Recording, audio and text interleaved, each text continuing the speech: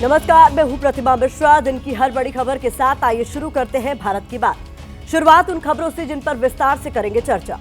Saif Ali Khan case में CCTV में दिखा शख्स और पुलिस की गिरफ्त में आया हमलावर क्या एक नहीं है? इस पर वाया बांग्लादेश आज बड़ा खुलासा करेंगे। सैफ के जख्मों को लेकर सियासी अभिनय कौन कर रहा है? अस्पताल से लेकर घर लौटे अभिनेता को देखकर किसने कहा ये टुन टुन डांस कर रहा था? दिल्ली के चुनावी रण में आज योगी मॉडल की एंट्री हो गई। रैली में सीएम योगी ने दंगा और बुलडोजर का जिक्र किया तो ओवैसी ने भी हिंदू मुस्लिम वाला धर्मयुद्ध छेड़ दिया। इसकी भी करेंगे चर्चा। और हर दिन की तरह रात 8:30 बजे होगी स्पेशल रिपोर्ट, जिसमें आज हम आपको दिखाएंगे गैंग्स ऑफ मोकामा, छोटे सरकार, गोलियों की बौछार। तो आइए भारत की बात की करते हैं शुरुआत। सबसे पहले बात अभिनेता सैफ अली खान पर हमले वाले केस की हम करेंगे, वो भी एक सवाल के साथ। क्या आपको भी लगता है कि सैफ के घर सीसीटीवी में दिखा शख्स और हमलावर के तौर पर पुलिस की गिरफ्त में आया शख्स एक नहीं है? ये दोनों दो अलग अलग व्यक्ति हैं। आरोपी मोहम्मद शरीफुल इस्लाम शहजाद के पकड़े जाने के बाद से ही सोशल मीडिया पर यह सवाल घूमना शुरू हो गया था। लोग इस सवाल को लेकर गंभीर हो गए थे और अपने मोबाइल फोन में दोनों तस्वीरों का मिलान करके देख रहे थे। लेकिन अब नए दावे ने इस सवाल को और ज्यादा सीरियस बना दिया है। सैफ पर हमले के आरोपी को लेकर स्थिति उनकी एक फिल्म के टाइटल की तरह बन गई है। मसलन उनकी एक फिल्म है न तुम जानो न हम। यहाँ भी आरोपी की पहचान एक पहेली बन चुकी है। लोग व्यंग में यही कह रहे हैं कि आरोपी कौन, न तुम जानो न हम।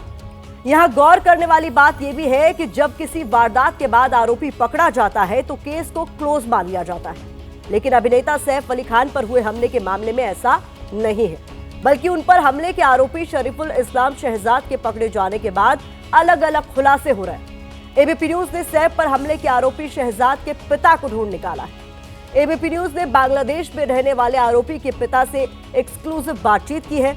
इस बातचीत में हमलावर शरीफुल के पिता रूहुल अमीन फकीर ने जो दावा किया है, उसने मुंबई पुलिस के साथ सैफ और करीना के फैंस को चौंका कर रख दिया है।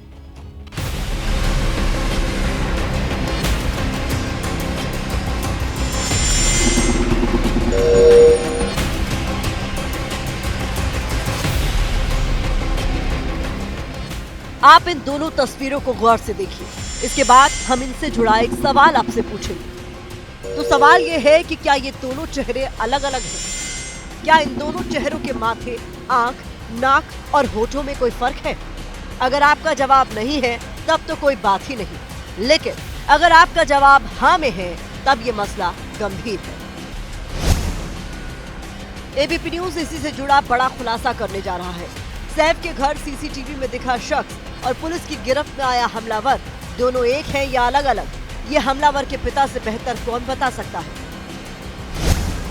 एबीपी न्यूज ने सैफ पर हमले के आरोपी मोहम्मद शरीफुल इस्लाम शहजाद के पिता रूहुल अमीन फकीर से एक्सक्लूसिव बातचीत की है। इस बातचीत में हुआ खुलासा आपको हैरान कर देगा। हमने शरीफुल की पहचान के लिए ये दोनों तस्वीरें उनके पिता को भेजी और उनसे पूछा कि क्या इन दोनों तस्वीरों में उनका बेटा और वारदात का आरोपी शरीफुल इस्लाम ही है। उन्होंने क्या जवाब दिया, सुनिए। যে আমি ছবিটা যেটা একটা ছবি আপনাকে পাঠিয়েছি, ওই ছবিতে দুটো ছেলে আছে, সেই ছবিটাকে কি আপনি ভালোভাবে দেখেছেন? আমি তো দেখেছি, এখনো ভালো করে দেখলাম যে তার চুল অনেক বড়, সামনে চোখ ঢেকে যায়। আমি বলছি যে চুলটা ওর মাথার সামনে দিকে আছে, যেটা আপনি বলছেন যে ঢাকা আছে, কিন্তু চুলগুলো কাটিয়েছিল চুলগুলো।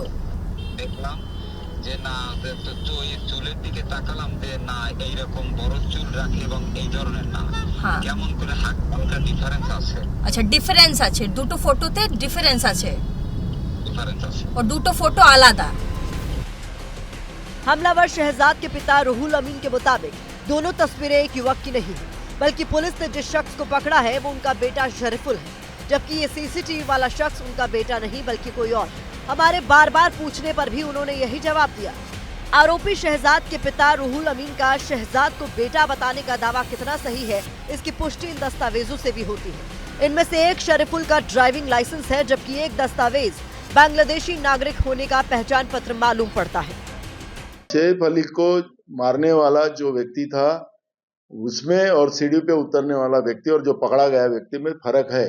पुलिस ने तुरंत इस बात का स्पष्टीकरण देना चाहिए। आरोपी मोहम्मद शहजाद के पिता का एबीपी न्यूज़ पर यह खुलासा मुंबई पुलिस पर गंभीर सवाल खड़े करता है, क्योंकि मुंबई पुलिस ने सैफ अली खान के घर पर सीसीटीवी कैमरे में कैद हुई तस्वीर के आधार पर ही आरोपी मोहम्मद शहजाद की शिनाख्त की और उसे इस मामले में गिरफ्तार किया। लेकिन अब अगर आरोपी मोहम्मद शहजाद के पिता सही कह रहे हैं तो मुंबई पुलिस पर गंभीर सवाल खड़े होते हुए नजर आ रहे हैं। तो सैफ के हमलावर को लेकर अब दो अलग अलग दावे सामने आ चुके हैं। मुंबई पुलिस का दावा है कि सीसीटीवी में दिख रहा शख्स और गिरफ्त में आया युवक दोनों एक ही हैं, जबकि गिरफ्तार किए गए आरोपी शरीफुल के पिता का दावा है कि ये दोनों युवक अलग अलग हैं। सीसीटीवी में दिखने वाला शख्स मेरा बेटा नहीं है। अब ये पूरा मामला सैफ से शिफ्ट होकर इन दो तस्वीरों के इर्द गिर्द जाकर सिमट गया है। अब वक्त इस मामले में एबीपी न्यूज के एक और खुलासे का है। ये खुलासा भी आरोपी शरीफुल इस्लाम को लेकर मुंबई पुलिस की एक और थ्योरी को सवालों के कटघरे में खड़ा करने वाला है। क्या है ये एक्सक्लूसिव खुलासा, इस रिपोर्ट में देखिए।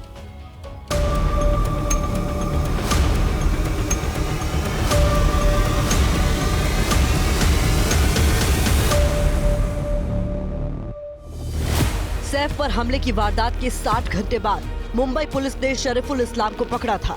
इसके बाद शरीफुल से पूछताछ में कई खुलासे हुए। पुलिस ने बताया कि शरीफुल बांग्लादेश में कुश्ती का खिलाड़ी था। वो जिला स्तर और नेशनल चैंपियनशिप तक कुश्ती खेल चुका था। यही वजह रही कि सैफ अली खान जैसे स्ट्रॉन्ग बॉडी वाले व्यक्ति के लिए उसको काबू करना आसान नहीं रहा।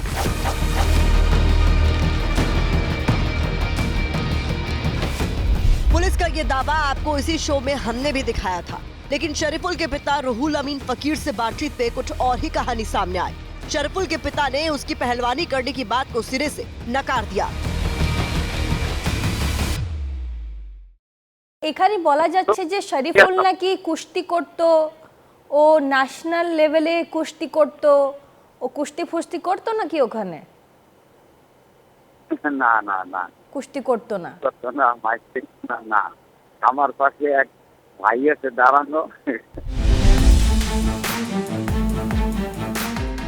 तो सैफ केस में हमलावर के कुश्ती कनेक्शन पर बड़ा प्रश्न चिन्ह लग गया है, क्योंकि आरोपी के पिता ने ही उसके कुश्ती खेलने से इनकार कर दिया है। लेकिन सवाल यह है कि अगर शरीफुल बांग्लादेश में कुश्ती नहीं करता था तो क्या करता था? इसका जवाब भी उसके पिता ने फोन पर बातचीत में दे दिया।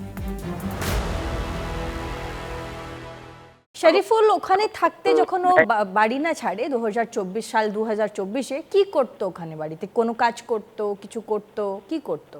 হ্যাঁ, মোটরসাইকেল চালাতো, মোটরসাইকেল নিজের গাড়ি ছিল। इसके बाद हमारे मन में सवाल उठा कि जब शरीफुल बांग्लादेश में सही काम कर रहा था तो वो भागकर भारत क्यों आए? শরীফুল ছোট্টবেলায় কেমন ছিল? মানে কি রকম ছেলে ছিল, কি করতো ওখানে, বাড়ি কেন ছাড়লো শরীফুল? এবং আমার আরো দুই ছেলে আছে, আমরা একটু রাজনীতির সাথে জড়িত। সেই রাজনীতিটা হলো বিএনপি। আমাদের উপর অনেক অত্যাচার হয়েছে। তারপর প্রধানমন্ত্রী শেখ হাসিনা সরকার 24 সালের 7 জানুয়ারি জাতীয় নির্বাচন করে ভোট কারচুপি করে আবারও ক্ষমতায় গেলেন। তখন দেখলাম যে আমাদের আর গ্রামে থাকা সম্ভব না। তখন চিন্তা ভাবনা করে এই ছেলে বলল যে আব্বা কি করা যায়। তখন ও আর কি 24 সালের মার্চের শেষে অথবা এপ্রিলে ও এই অবৈধ পথে ভারতে চলে গেছে। शरीफुल के पिता का दावा है कि वो अप्रैल के महीने में भागकर भारत आया, जबकि पुलिस ने सूत्रों से बताया कि शरीफुल अगस्त महीने में मेघालय के रास्ते डॉकी नदी पार कर भारत पहुंचा था। एबीपी न्यूज पहला भारतीय चैनल है जो आरोपी शरीफुल के पिता तक पहुंचा है। देखा जाए तो आरोपी शरीफुल इस्लाम शहजाद के पिता ने एबीपी न्यूज से बातचीत के दौरान मुंबई पुलिस के सभी बड़े दावों को खारिज कर दिया है। शुरुआत से ही इस मामले में सवालों का जो जाल था वो जाल और भी फैलता जा रहा है। ऐसे में सच्चाई तभी सामने आएगी जब मुंबई पुलिस सामने आकर इन सवालों का कोई जवाब देगी। सैफ केस में एक तरफ हमलावर की पहचान पर सवाल है तो दूसरी ओर सैफ अली खान पर हमले की बात को भी महाराष्ट्र के कुछ नेता शक की निगाह से देख रहे हैं। जैसा कि सैफ पर हमले के बारे में बताया गया था कि उन पर चाकू से 6 वार हुए थे। चाकू का 2.5 इंच का एक टुकड़ा उनकी पीठ में फंस गया था, जिसे सर्जरी कर बाहर निकाला गया। लेकिन सैफ अली खान अस्पताल से 5 दिन बाद जिस तरह घर लौटे, उसे कुछ नेता रियल नहीं बल्कि रियल लाइफ वाली एक्टिंग समझ रहे हैं। अस्पताल से घर आते वक्त सैफ की चाल ढाल देखकर उन्हें हैरानी हो रही है। महाराष्ट्र सरकार में मंत्री नितेश राणे तो यहां तक कह गए कि चाकू के हमले के बाद भी वो टुन टुन डांस करते हुए घर में आ रहे हैं। सैफ की सेहत पर किस तरह से सियासी अभिनय चल रहा है, उसे नेताओं की बयानबाजी से समझा जा सकता है।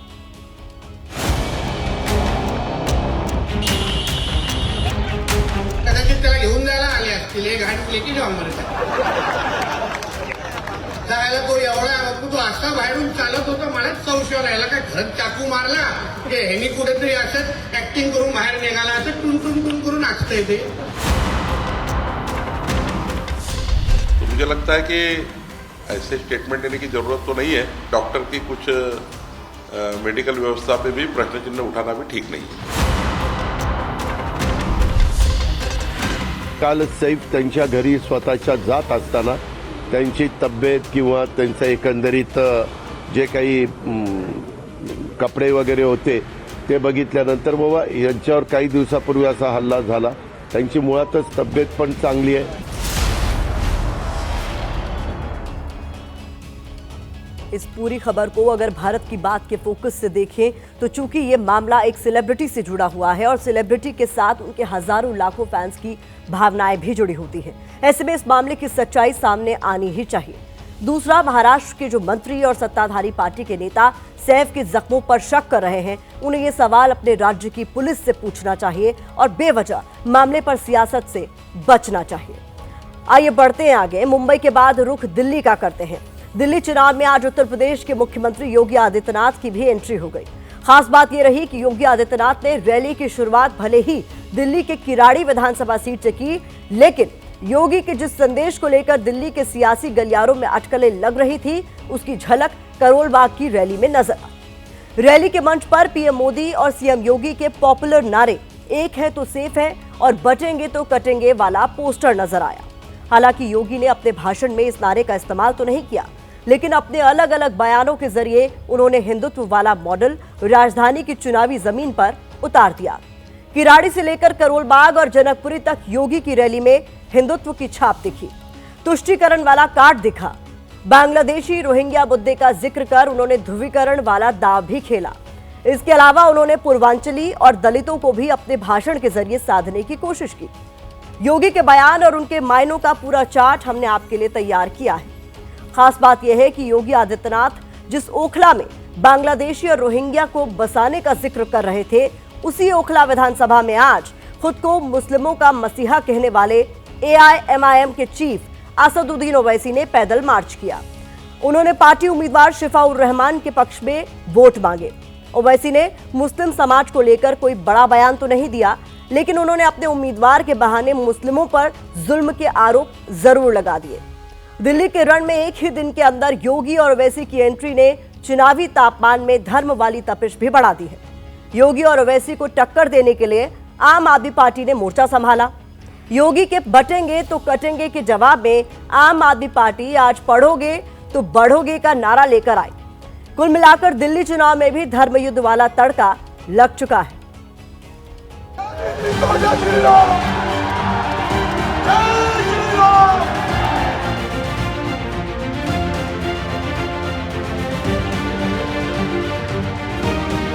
आम आदमी पार्टी ने एक सुनियोजित साजिश के अंतर्गत दिल्ली के अंदर उद्योग तो नहीं लगने दिए, लेकिन इसमें बांग्लादेशी घुसपैठियों को, रोहिंग्या को जरूर बसाने का काम किया है। क्या बीजेपी ने उत्तर प्रदेश में स्कूल ठीक करे? क्या बीजेपी ने उत्तर प्रदेश में अस्पताल ठीक करे? क्या बीजेपी ने उत्तर प्रदेश में बिजली ठीक करी? क्या उत्तर प्रदेश में बीजेपी ने कुछ भी करा? कोई काम करा हो बता दो, क्यों दे? अगर एक मुख्यमंत्री के रूप में मैं और मेरे मंत्रीगण प्रयागराज के संगम में स्नान कर सकते हैं। श्री अरविंद केजरीवाल जी से मैं पूछना चाहता हूं, क्या यमुना जी में वह भी अपने मंत्रियों के साथ जाकर के स्नान कर सकते हैं क्या? उत्तर प्रदेश में डबल इंजन की सरकार है, ऊपर भी उनकी सरकार, नीचे भी उनकी सरकार। मैं बस उनसे ये पूछना चाहता हूँ, उत्तर प्रदेश में कितने घंटे के पावर कट लगते हैं, ये बता दे दिल्ली की जनता को। केजरीवाल में और नरेंद्र मोदी एक सिक्के के दो रुख हैं। ये लगातार राष्ट्रीय सुरक्षा के साथ खिलवाड़ कर रहे हैं। बटोगे तो कटोगे, इससे आम आदमी पार्टी को कोई फर्क पड़ेगा? दिल्ली वालों को बटेंगे और कटेंगे जैसे नारे पसंद नहीं आते, यहाँ पर पढ़ेंगे तो बढ़ेंगे जैसी जनता रहती है। योगी आदित्यनाथ को हिंदुत्व का पोस्टर बॉय माना जाता है। अभी दिल्ली में उनके करीब 1 दर्जन रैलियां और जनसभाएं होनी बाकी हैं। इनमें से अधिकांश सीटों पर आम आदमी पार्टी काबिज है। ऐसे में माना जा रहा है कि योगी की हिंदुत्व वाली छवि का इस्तेमाल कर बीजेपी कुछ खास सीटों के समीकरण अपने पक्ष में करना चाहती है। लेकिन सवाल यह उठता है कि दिल्ली चुनाव में योगी आदित्यनाथ का फैक्टर कितना काम आएगा। योगी का बटेंगे तो कटेंगे वाला नारा दिल्ली में कितना असरदार साबित हो सकता है, इसे समझने के लिए दिल्ली में पहले अलग अलग क्षेत्रों के बारे में जानना जरूरी है। दिल्ली में करीब 30% वोटर पूर्वांचली है, करीब 18 से 20% पहाड़ी यानी उत्तराखंड और हिमाचल से आते हैं, करीब 20% वोटर्स पंजाबी या सिख हैं। माना जाता है कि योगी आदित्यनाथ दिल्ली में इन तीनों समाज के लोगों में लोकप्रिय हैं या उनकी मान्यता है। इसीलिए बीजेपी ने खास तौर पर उन सीटों पर ही योगी आदित्यनाथ को चुनाव प्रचार की जिम्मेदारी दी है जहां पूर्वांचली, पहाड़ी और सिख वोटर्स चुनाव का रुख तय करते हैं। इस समीकरण को योगी आदित्यनाथ की आज की तीनों रैली वाली विधानसभा के आंकड़ों से आपको समझाते हैं। योगी ने दिल्ली में रैली की शुरुआत किराड़ी से की। किराड़ी विधानसभा में करीब 29% पूर्वांचली वोटर हैं और 30% मुस्लिम वोटर। इसके अलावा बड़ी संख्या में अनुसूचित जाति और जाट वोटर हैं। किराड़ी सीट पर साल 2015 के चुनावों में आम आदमी पार्टी के प्रत्याशी ने 45,000 वोटों से जीत दर्ज की थी। इसके बाद 2020 में भी जीत तो आम आदमी पार्टी की हुई, लेकिन जीत का अंतर 5,600 वोट के आसपास सिमट गया। अगर इस बार योगी का हिंदुत्व कार्ड चल गया तो किराड़ी में उलटफेर हो सकता है। किराड़ी की जमीन से योगी आदित्यनाथ ने अरविंद केजरीवाल को बिजली के दावों पर घेरा, तो अरविंद केजरीवाल ने भी उसी अंदाज में आज पलटवार भी किया। उत्तर प्रदेश की आबादी 25 करोड़ की है। हर जिला मुख्यालय को 24 घंटे की बिजली आज के दिन पर हम दे रहे हैं और बिजली का पर यूनिट दाम 3 से 3.5 रुपए है, इससे ज्यादा नहीं है। दिल्ली में यही 9 से लेके 10 रुपया है, यानी उत्तर प्रदेश से 3 गुना पैसा लेते हैं, लेकिन 24 घंटे बिजली यहां पर नहीं दे पा रहे हैं। मैं योगी आदित्यनाथ जी आज आए हुए हैं दिल्ली में। मैं उनसे पूछना चाहता हूं, उत्तर प्रदेश में कितना बिजली का बिल आता है? भाई साहब, अगर 200 यूनिट इस्तेमाल करो तो उत्तर प्रदेश में 2,000 रुपए का बिल आता है। 400 यूनिट इस्तेमाल करो तो 4,000 रुपए का बिल आता है। हर महीने आपके 4,000 रुपए बचा रहा हूं मैं। सोच लेना, गलत बटन दब गया तो 4,000 रुपए की चपत लग जाएगी हर महीने।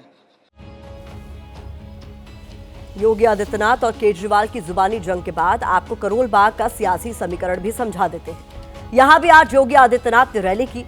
हम आपको पहले ही यहां के स्टेज की तस्वीर दिखा चुके हैं, जहां बटेंगे तो कटेंगे और एक है तो सेफ है वाला नारा नजर आया। करोल बाग SC आरक्षित सीट है। यहां 43% से ज्यादा अनुसूचित जाति के वोटर हैं, जिस पर आम आदमी पार्टी का कब्जा है। अगर योगी के आज के भाषण को देखें तो उन्होंने वाल्मीकि और रविदास समाज की अनदेखी पर आम आदमी पार्टी पर हमला किया। इस सीट पर पंजाबी भी खासे प्रभावशाली है। हालांकि यहां बीजेपी के लिए चुनौती बड़ी है, क्योंकि 2015 में करीब 33,000 के मुकाबले 2020 में यहां आम आदमी पार्टी को सिर्फ 1,000 वोट का नुकसान हुआ था। लेकिन कहते हैं कभी कभी एक वोट भी हार जीत की सूरत बदल देता है। करोल बाग में अगर दलित और हिंदुत्व के साथ पंजाबी वोटर ने रुख बदला तो सियासी तस्वीर भी बदल सकती है। योगी ने आज सबसे आखिर में जनकपुर में रैली की। इस सीट पर पूर्वांचली वोटर्स खासे प्रभावशाली हैं। यहां पूर्वांचली वोटर्स की तादाद करीब 20% है।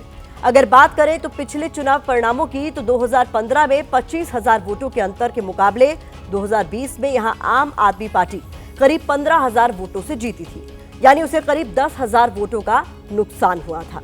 यहां अगर पूर्वांचली वोटर के साथ साथ हिंदुत्व वाला कार्ड असरदार साबित हुआ तो यहां भी नतीजे बदल सकते हैं।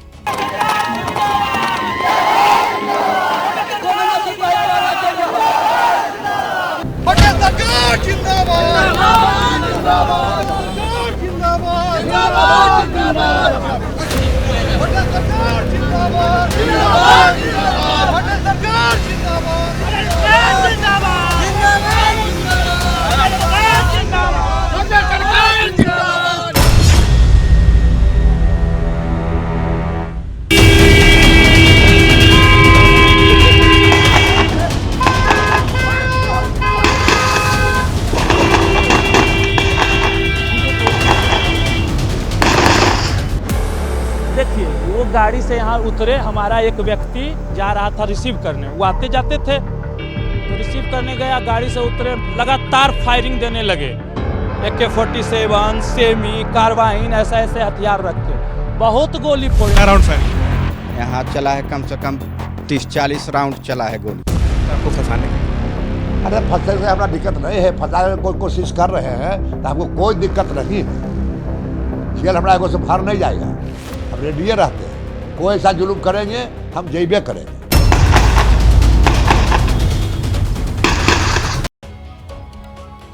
गोलियां चली, ताबड़तोड़ चली और इतनी चली कि पूरा इलाका दहशत से भर गया। बच्चे और बड़े सब सुरक्षित जगह के लिए भागने लगे, लेकिन गोली किसने चलाई इसका जवाब किसी के पास नहीं है।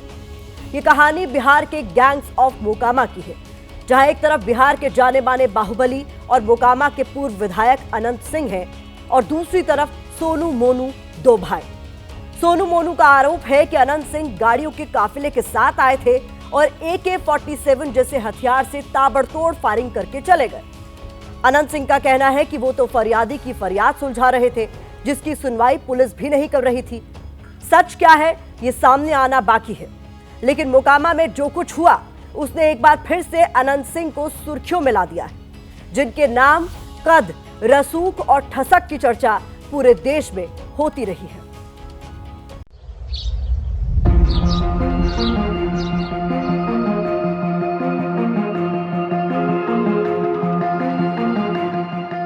ये कहानी गंगा नदी के किनारे बसे एक कस्बे की है।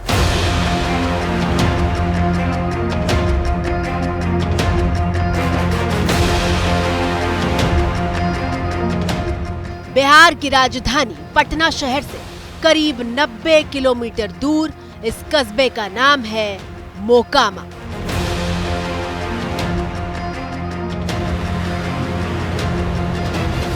वैसे तो मोकामा बिहार का एक कस्बा है, लेकिन पिछले कई दशकों से हिंदुस्तान के कोने कोने में मशहूर रहा है और उसकी वजह है मोकामा से जुड़ा एक नाम।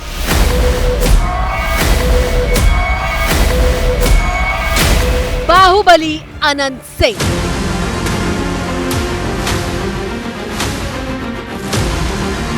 अनंत सिंह, जिन्हें बिहार में छोटे सरकार के नाम से जाना जाता है। अब आप सबके बीच आ रहे हैं आपके चहीते, आपके सरकार, छोटे सरकार।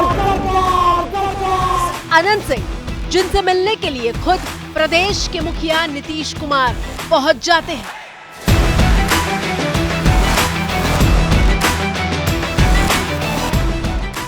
जिसके जेल से छूटने पर पूरे 90 किलोमीटर के रास्ते में विजय जुलूस जैसा माहौल होता है।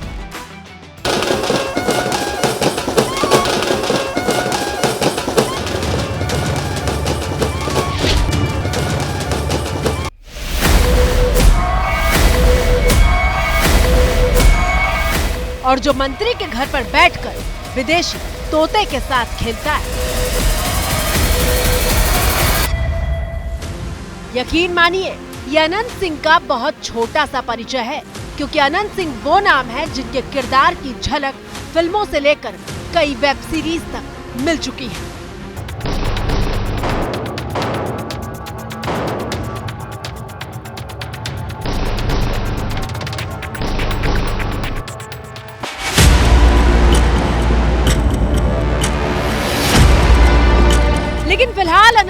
चर्चा में आए हैं क्योंकि बिहार के मोकामा में गोलियां चली हैं और एक दो गोली नहीं, इतने राउंड गोलियां कि उसकी गूंज बिहार समेत देश भर में सुनाई दे रही है।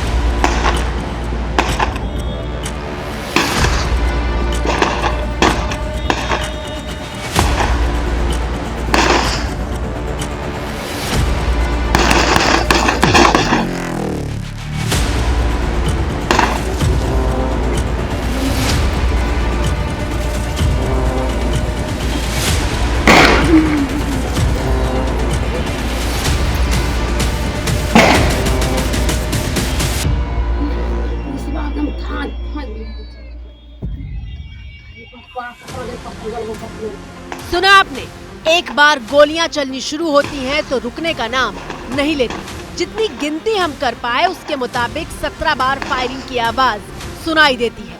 53 सेकंड का ये वीडियो एक छत से बनाया गया है। गोलियों की आवाज थमने के बाद बिल्कुल फिल्मी अंदाज में कुछ गाड़ियां इलाके में निकलती हुई दिखाई दे रही हैं।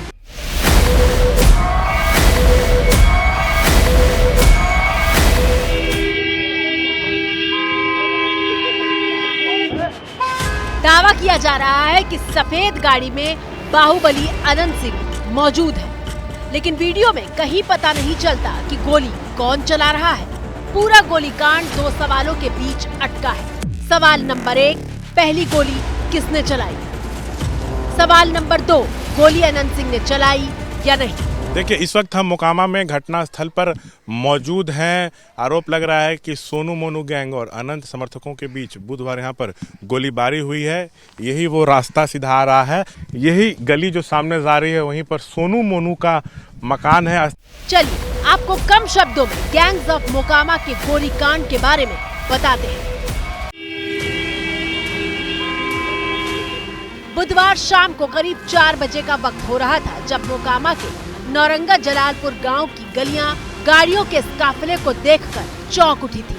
करीब 24 सेकंड के इस वीडियो में बिल्कुल फिल्मी अंदाज में किसी ताकतवर शख्स के काफिले वाली एक के बाद एक 7 गाड़ियां गुजरती हुई दिखाई देती है और इसी के बाद सामने आया था ताबड़तोड़ फायरिंग का वीडियो।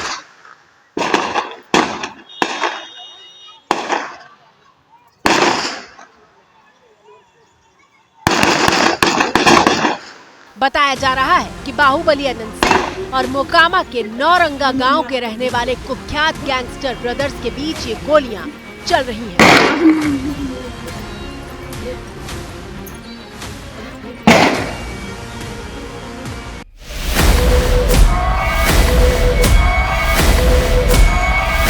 अनंत सिंह और सोनू मोनू के बीच लंबे वक्त से दुश्मनी चल रही है। हालांकि अनंत सिंह के जेल से रिहा होने के बाद दोनों पक्षों के रिश्ते सुधरे भी थे, लेकिन गोलीबारी की इस घटना के बाद से तकरार फिर बढ़ गई है। दावा है कि सफेद रंग की इसी कार से अनंत सिंह सोनू मोनू नाम के गैंगस्टर भाइयों के घर पहुंचे थे।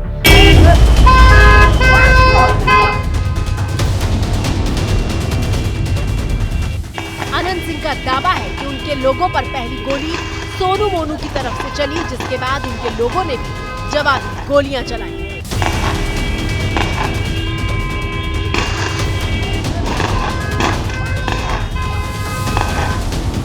दरोगा जो हक है उसमें बिक्कल है। मुखिया को जता है भी दरोगा गलत काम किया है, कोई वीडियो बना लिया है और बड़ा गरीब का तंग करता है, दरोगा कुछ नहीं बोलता है। तो हमको क्षेत्र था तब ये कहने के लिए तो गोली चला दिया। मोकामा के इस गैंग वॉर में कितनी गोलियां चली इसकी गिनती तो नहीं हो पाई, लेकिन हर कोई अपने अपने हिसाब से अलग अलग दावे कर रहा है। अनंत सिंह के अपने समर्थकों के साथ यहाँ कल आए थे। हाँ, 10 गाड़ी से आए थे, उतर के वो मोड़ पर फायरिंग किए हैं। हाँ। एक फायरिंग वो अपना हाथ से किए हैं और 2 गो उनके साथ जो लोग था वो कुल राइफल से फायरिंग किया है और करते दौगल उधर करते फायरिंग चलते चला गया वो रास्ता से। घर तक अनंत सिंह खुद गए थे क्या? हाँ, अनंत सिंह घर तक वहाँ तक गए थे, फायरिंग करके वो गाड़ी में बैठ गए। वो भी फायरिंग किए? हाँ, फायरिंग वो अपना हाथ से पहले किए, उसके बाद भागते हुए चलेले गोली गए।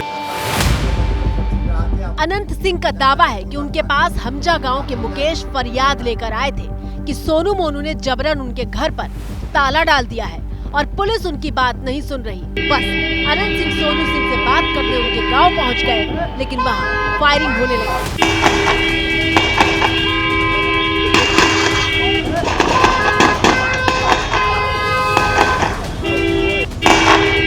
आप गए तो ताला खुलवाए सर वहाँ हाँ, पे? ताला खुलवा दिए हम। अच्छा, उसके बाद आप उसके गांव भी गए, सोनू मोनू के घर पर गए? हाँ, सोनू मोनू घर पर नहीं गए, रोड पर गए, रोड पर खड़ा थे। हम सोनू मोनू को देख बोला अगला आप कहेंगे कि इसे जुलूम काहे करता है गरीब के साथ। जो आदमी बुलाने के लिए गया गोली चला दिया वो आदमी पर, वो गर्दन में गोली है लग गया। कोई कहानी नहीं है। जिस घर में उताला का आरोप लगा रहे हैं वो हमारा पैसा बेईमानी किए हुए है 60 लाख। मुकेश जी 26 लाख तेल में चोरी किया है और 34 लाख कैश कहाँ कन्वर्ट करके रखा है आज तक 2023 से 2025 तक ब्यौरा नहीं दिया है। अब बोलिए हम उसको बोले कुछ या बोलने के अधिकारी हैं या नहीं हैं। और पेशे से वकील प्रमोद कुमार कहते हैं कि अगर फायरिंग सोनू मोनू की तरफ से भी की गई होती तो क्या आनंद सिंह सही सलामत वापस लौट जाते? हम लोग फायरिंग करते तो बच जाते हैं, बचते हैं। काउंटर वर्सन ब्लास्ट होता तो बचता आदमी, काउंटर रिएक्शन होता तो बचते ही नहीं, इसे बच जाते हैं। ये आपका कहना है? हाँ, घेर लेता आदमी ना। एबीपी न्यूज से बात करते हुए मोकामा के पूर्व विधायक आनंद सिंह ने अपने चिर परिचित अंदाज में कहा कि वो ना तो एफआईआर से डरते हैं और ना ही जेल जाने से। अरे फंसने से हमारा दिक्कत नहीं है, फंसाने की कोई कोशिश कर रहे हैं तो हमको कोई दिक्कत नहीं है। जेल हमारा एगो से बाहर नहीं जाएगा, हम रेडियो रहते हैं। कोई ऐसा जुलूम करेंगे हम जैबे करेंगे। सुना आपने, ऐसे बहुत कम लोग होंगे जो जेल जाने से नहीं डरते। अब आपके मन में सवाल होगा कि अनंत सिंह ऐसे क्यों हैं? तो हम आपको बता दें कि अनंत सिंह का प्रोफाइल ऐसा है कि उनका जेल आना जाना लगा ही रहा। पिछली बार अनंत सिंह चर्चा में आए थे जब मुंगेर लोकसभा सीट पर वोटिंग से महज 8 दिन पहले उन्हें जेल से 15 दिन के पैरोल पर रिहा कर दिया गया था। कहा गया कि मुंगेर लोकसभा सीट पर सियासी गणित को बदलने के लिए ये रिहाई हुई है और इसका फायदा सीधे सीधे मुंगेर से जेडीयू के उम्मीदवार ललन सिंह को मिलेगा। सवाल यह है कि अनंत सिंह क्या इतने ताकतवर है कि जेल से 15 दिन के लिए बाहर आकर पूरी सीट का गणित पलट सकते हैं?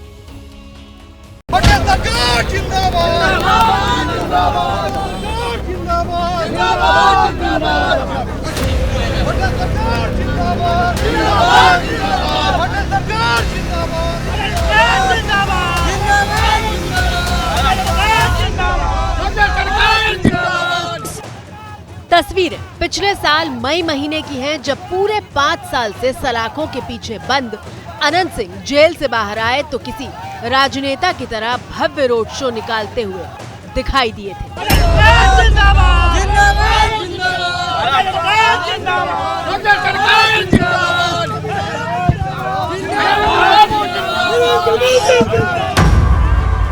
दरअसल बाहुबली अनंत सिंह का स्टाइल ही कुछ ऐसा है। वो जब भी दिखते हैं शाही अंदाज में नजर आते हैं। कभी सफेद कुर्ते पायजामे में काला चश्मा पहनकर भीड़ के बीच चलता नेता तो कभी बग्घी पर सड़क पर निकलने वाला बाहुबली।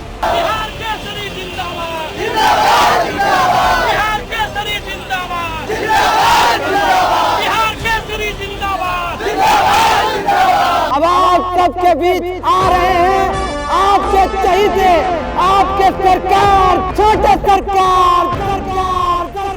सरकार से न बढ़ के सरकार से न बढ़ के केहू बाहुबली हो।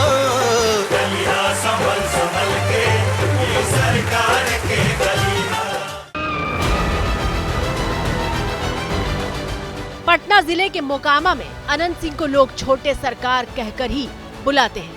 इलाके में अनंत सिंह का कद और राजनीति में उनका रसूख कितना है उसकी गवाह है ये तस्वीर जब अनंत सिंह ने नीतीश कुमार को चांदी के सिक्कों से तौल दिया था। खरीदने का मन हुआ हवाई जहाज? कहे भी खरीदे का मूड नहीं है। हमारा फार्म हाउस है, दिल्ली में घर है, उस सब के हमको सिहाई की जरूरत नहीं है ना, सब कुछ हमारा है। आगे क्या खरीदे? सब कुछ है, कहते रहे कोई चीज कमी हमको नहीं है। हाँ, एक दौर था जब अनंत सिंह की कहानियां अखबार से लेकर टीवी तक की सुर्खियों में रहा करती थी। अनंत सिंह भरी भीड़ के बीच न सिर्फ राजनीतिक मर्यादा लांघते बल्कि कानून की सीमा भी पार कर जाया करते थे, लेकिन कोई उन पर हाथ नहीं डाल सकता था। बाहुबली के नाम से जाने जाने वाले अनंत सिंह पर रिकॉर्ड 38 आपराधिक मामले हैं, जिसमें से 7 हत्या के मामले, 11 हत्या की कोशिश के मामले और 4 अपहरण के मामले शामिल हैं। अनंत सिंह की पहचान बिहार की राजनीति में पिछले 4 दशक के सबसे विवादित नेता की रही है। हम यह मानते हैं कि जनता हमको बहुत मानता है, हम बाहुबली है। अनंत सिंह की सियासी ताकत का अंदाजा इस बात से ही लगाया जा सकता है कि समय समय पर अनंत सिंह की जरूरत हर राजनीतिक दल को पड़ती रही है। अनंत सिंह 2 बार 2005 और 2010 में जेडीयू के टिकट पर विधायक बने। 2015 में जब लालू यादव और नीतीश साथ आए तो अनंत सिंह ने मोकामा से निर्दलीय ही चुनाव जीता था। लालू जी हमको साथ नहीं दिया, एक बकार नहीं बोला था, हम छोड़ दिए। हम विधायक बनने में किसी को ही जाना हमको जरूरत नहीं है, जनता मालिक भगवान है, हम यहीं से बनते हैं। हम निर्दलीय लड़ते हैं, दलीय लड़ते हैं, मूड अपना कि विधायक बनने के लिए किसी भी जाना हमको जरूरत नहीं है, हाल है जहाँ जाना है। हालांकि 2020 में आरजेडी के टिकट पर अनंत सिंह फिर से विधायक बने थे, लेकिन फिर कोर्ट ने अनंत सिंह को गैर कानूनी गतिविधि अधिनियम के तहत 10 साल की सजा सुनाई थी। दोषी ठहराए जाने के बाद अनंत सिंह की सदस्यता चली गई थी। उनकी गैर मौजूदगी में उनकी पत्नी नीलम देवी ने उपचुनाव में जीत हासिल करके मोकामा की सीट बरकरार रखी। लेकिन पिछले साल जब आरजेडी और नीतीश कुमार का रिश्ता टूटा और सरकार बनाकर नीतीश ने विश्वास मत हासिल किया तो आरजेडी का साथ छोड़कर नीतीश के पाले में आने वालों में नीलम देवी का नाम भी शामिल था। यानी अनंत सिंह एक बार फिर नीतीश कुमार के पाले में आ चुके थे और पूरे पाक साफ होकर, क्योंकि मोकामा के बाहुबली अनंत सिंह को गैर कानूनी गतिविधि अधिनियम मामले में पिछले साल अगस्त महीने में हाई कोर्ट ने बाइज्जत बरी कर दिया था। और ये टाइमिंग बहुत खास है क्योंकि इसी साल बिहार विधानसभा चुनाव है। भूमियार समाज से आने वाले अनंत सिंह का प्रभाव मोकामा से बाहर भी है। ऐसे में वो चुनाव में नीतीश कुमार के लिए बड़ी ताकत साबित हो सकते हैं। इसीलिए सत्ताधारी गठबंधन के नेता उनके साथ खड़े दिख रहे हैं।